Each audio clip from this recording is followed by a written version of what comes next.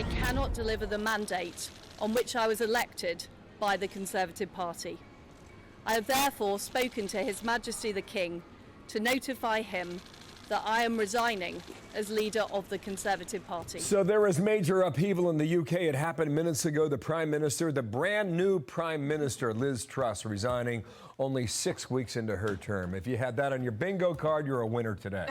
Wow, good morning. Some people did. A couple people may have had that, right, based on some of the decisions she made. I'm Bill Hemmer. Good morning. Morning, Dana. Good morning. I'm Dana Perino. This is America's Newsroom. The Prime Minister making the announcement just moments ago outside 10 Downing Street. This after she failed to overcome a flurry of criticism from her own party. Alex Hogan is following all of this from London. Hi, Alex. Good morning. So this has been a very contentious day here in London after a contentious 2 months of British Prime Minister Liz Truss serve and time in office, but she announced her resignation just earlier this morning, speaking for only about a minute and 30 seconds. Very brief. Take a listen. And we set out a vision for a low-tax, high-growth economy that would take advantage of the freedoms of Brexit.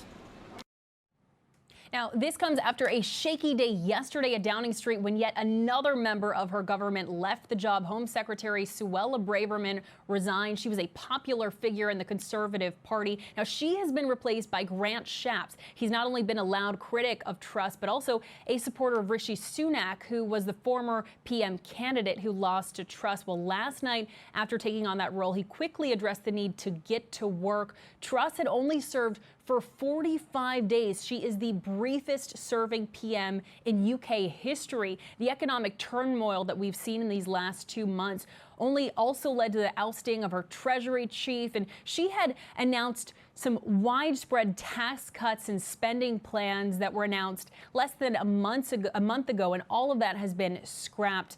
Now, her approval rating had been excruciatingly low.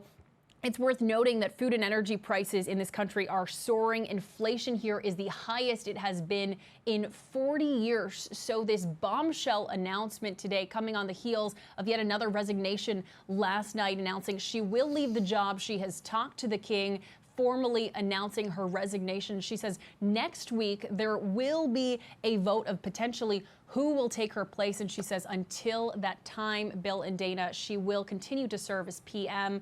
But again, I cannot state just how big of a decision this was and how monumental of a moment this is after seeing so much change here in England with not only the death of the Queen, a new king. This is the second prime minister that we've seen in 2 months. So much change and so much economic instability. It really is a time of economic turmoil. And again, the instability is the one thing here in England that cannot be stated enough. And they're facing a very difficult winter, possibly because of the energy situation there. One question I have for you is yesterday during the Prime Minister's question hour, she said, she stood up and she said, "I'm a fighter.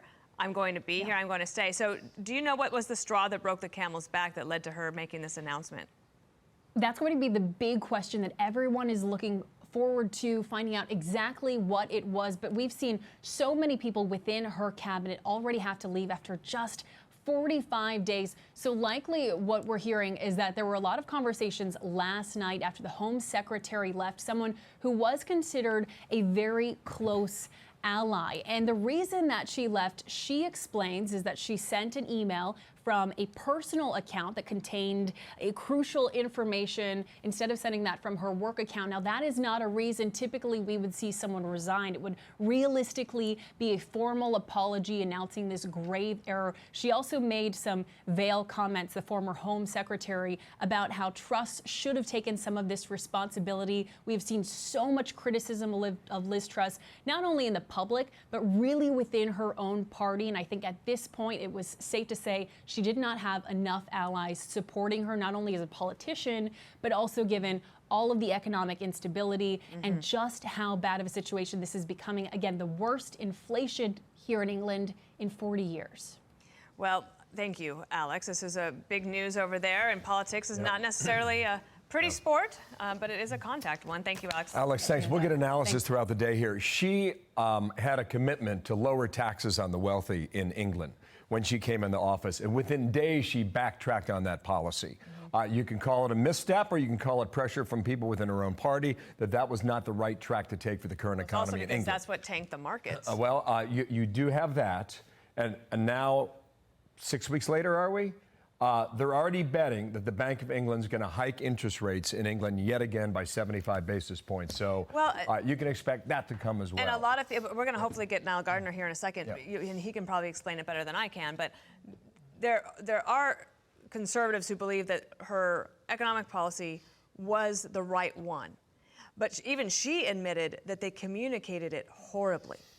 I'm Steve Ducey. I'm Brian Kilmeade. And I'm Ainsley Earhart. And click here to subscribe to the Fox News YouTube page to catch our hottest interviews and most compelling analysis.